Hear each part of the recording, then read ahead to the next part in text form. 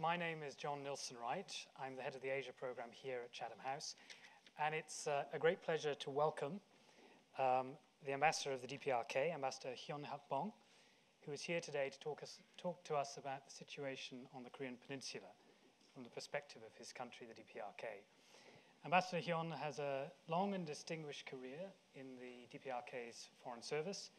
He has had deployments to Rome, to the United States, has long been active within the United States Department of the DPRK, and is one in a series of visitors we've had from the DPRK, extending back over the last 4 or 5 years. In fact, we had a visit in 2010 by the Speaker of the Supreme People's Assembly, Mr. Chae Tae-bok, and also other distinguished visitors.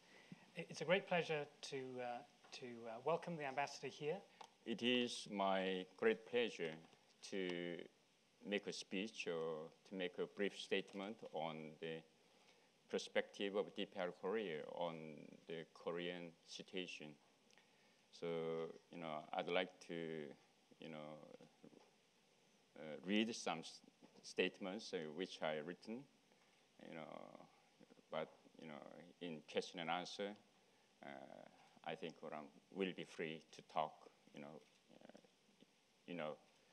comfortable manner. Well, as you know, 70 years have passed since the Korean nation was liberated from colonial rule of Japan. However, the 70-year-long period is also the history of national division, which was forced by outside forces, that is, United States. Geopolitically, Northeast Asia is a sensitive region since big powers face each other, and the Korean Peninsula, divided, stands in the middle of it. This makes the region an unparalleled yet highly explosive powder magazine in the world, whether Northeast Asia will provide the detonating fuse of a new world war or locomotive engine in effecting world prosperity is largely dependent on the settlement of the Korean issue. The Korean Peninsula issue is, in a sense, an issue of reunification. The future of the Korean Peninsula and Northeast Asia, that is why we say, is dependent on the independent reunification of Korea. I'd like to say about the independent position is a guarantee of reunification. Antagonism, confrontation, rather than reconciliation and unity, cooperation between the North and South, only provide profits to the outside forces while doing harm to the Korean nation as a whole. So the only way leading to reconciliation, unity, reunification, and national survival lies in joining nations' efforts while thoroughly rejecting all sorts of interference in internal matters of our nation. Herein lies the invincible truth of the independent reunification idea put forward by our respected leader, Marshal Kim Jong-un, based on the scientific analysis of historical lessons of 70-year-old division. Recently, the South Korean authorities make impious solicitation of doing harm to the fellow countrymen, unfortunately, traveling here and there under the guise of a reunification diplomacy. This is an extremely dangerous act of inviting calamity of war again to the Korean Peninsula. It should be known that granting any unilateral solicitation, which was not agreed upon between the North and South, will be an act of interference in internal affairs of the Korean nation and obstructing reunification. It should be prudent in dealing with the question of national reunification. We have the formula for national reunification, whereas the then president of South Korea, Kim Dae-jung, had a formula. So in 2000, June, when there is a summit meeting, both leaders agreed under the circumstances of Korean Peninsula, the only way for national unity, reconciliation, and reunification is to the way of establishing federal or confederal system. So both sides agreed to enrich that, but unfortunately that was not successfully implemented. I'd like to say about the peaceful environment and independent reunification. As you are all aware, as you know well, distrust between North and South is growing serious. And worse still, the South Korean authorities are clinging to the military alliance with US, thus heightening the military confrontation and increasing the danger of war in the Korean Peninsula. You can remember the last incident along the Panmunjom, where North and South reached on the brink of war, but fortunately it was resolved by the urgent contact at the highest level. I'll explain later.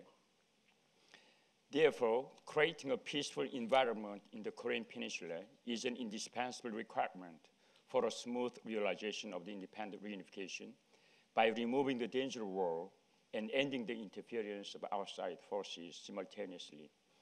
At present stage, the most pressing task in creating a peaceful environment is to remove the impending danger of the war and break the vicious circle of tensions on the Korean Peninsula. The large-scale war games, which were held annually in South Korea, are the root cause of the actual danger of war and aggravation of tension. The provocative and offensive military exercises against the DPRK Korea is not only the outspoken demonstration of the hostile policy, but also the most clear expression of the direct interference in the internal affairs of the Korean nation. Now is a high time for the US to realize that provocative war moves bring much more loss than profit. 60 years ago, during the war, the DPRK stood against the US with rifles. But today, it has a full capability both to deter the latter's nuclear threat with nuclear power and to retaliate latter's nuclear provocations.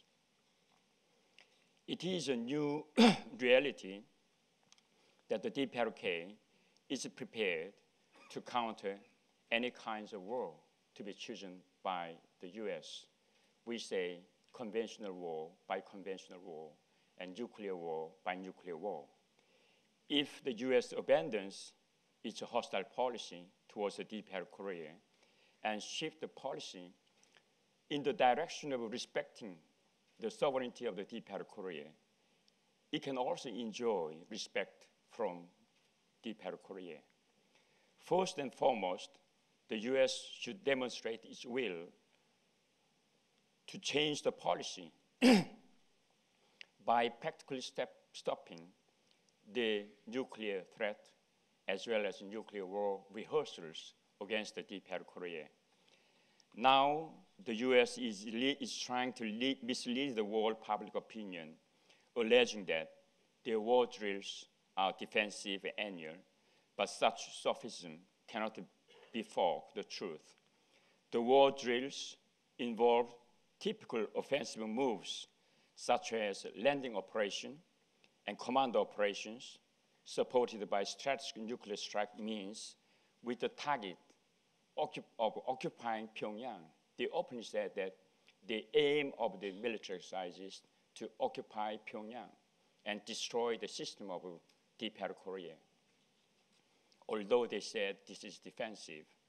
And if you look the means of the war games, you can see that strategic bombers, B-52, and nuclear submarines were all the time mobilized.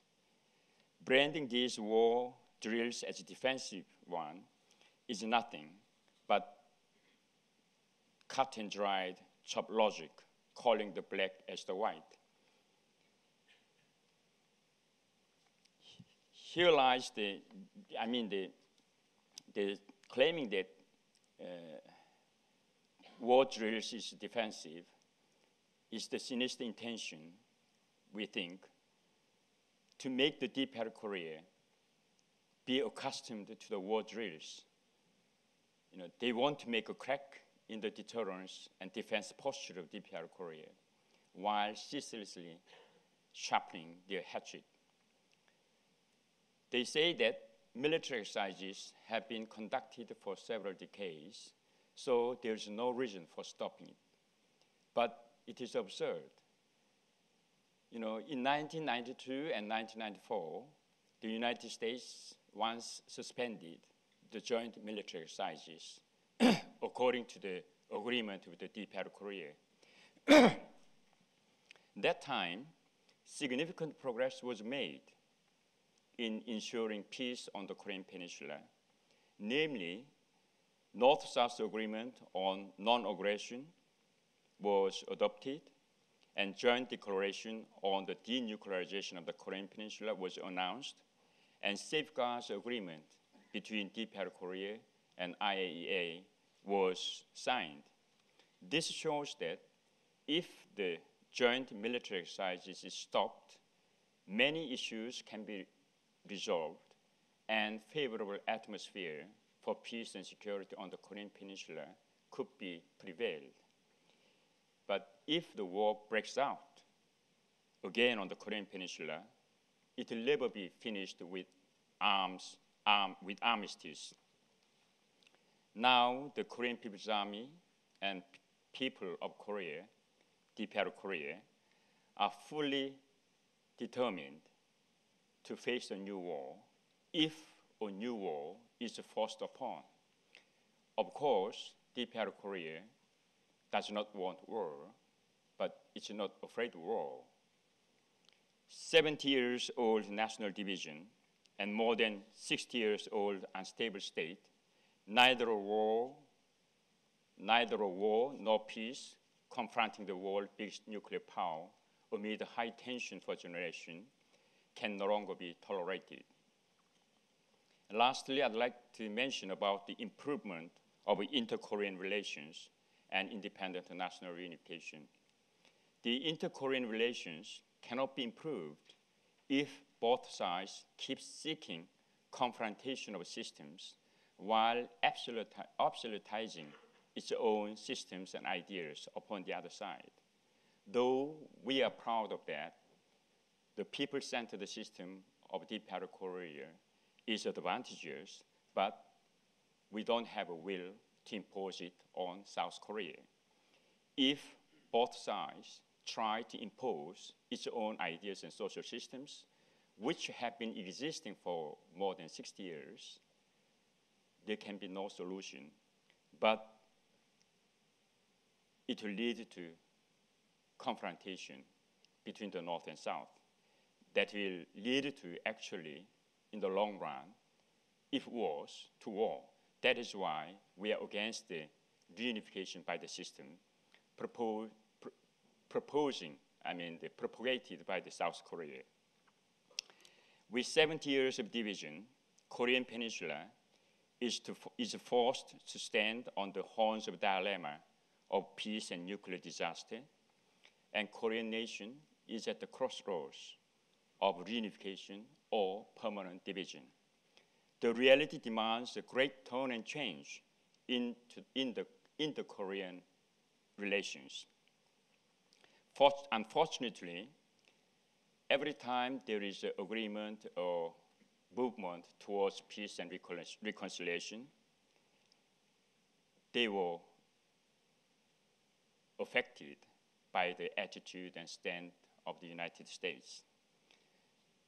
The North and South demonstrated their will and spirit of national reunification by drawing up the Charter and Great Program of National Reunification, including July 4th Joint Statement, the historic June 15 Joint Declaration, and October 4 Declaration.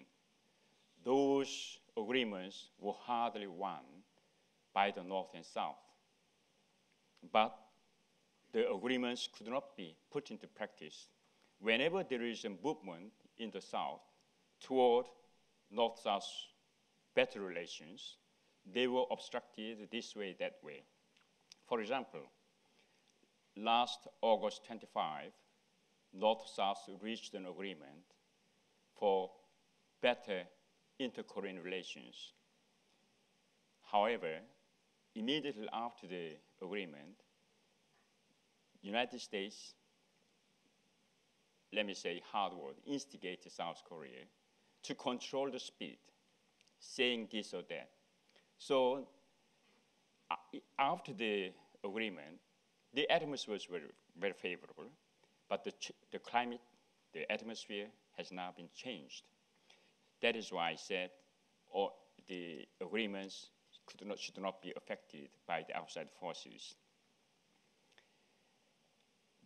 So our position is that U.S. should not obstruct the Korean people's efforts to bring about a great tone and change in North-South relations. And the other neighboring countries also should be aware of the complications and sensitivity of the inter-Korean relations and should fully ensure impartiality and prudence in their policy towards the Korean Peninsula. They should not instigate both the North and South to confront each other. Inciting confrontation and accepting the solicitation are dangerous moves that would harm not only others, but also themselves.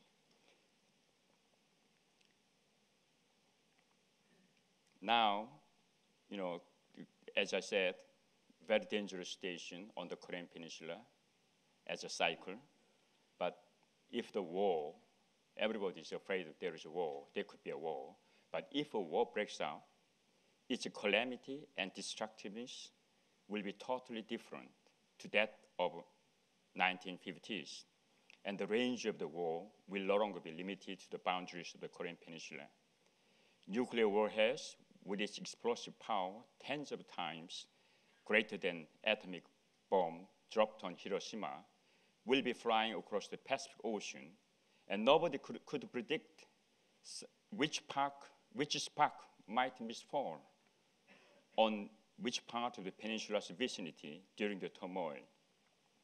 The change of the times in which the nuclear map of the Northeast Asia has been drastically modified clearly shows that it is in favor of the basic interests of all countries in the region to ease the inter-Korean confrontation fundamentally and bring about a great tone and change in the North-South relations toward reconciliation and cooperation. At current stage, in order to bring about the great tone and change, both parties are recommended to lower their color and stop arguments for and against each other, but treasure the agreements already reached by the North and South and implement them one by one. The neighboring countries are also kindly advised to respect the inter-Korean agreed matters while not lending one's ears to one-sided solicitations, encouraging only the way and efforts for coexistence and co-prosperity will be of support to the Korean nation. It is the firm will of the respected Marshal Kim Jong-un to write down a new history or bring about great turn and change in the inter-Korean relations. Upholding the idea of national reunification, clarified by our leader, Marshal Kim Jong-un, the Korean People's Army and the Korean people will join the efforts of our nation itself. There is a motto agreed by the North and South, by our nation itself, and definitely realize the reunification of the nation. Thank you.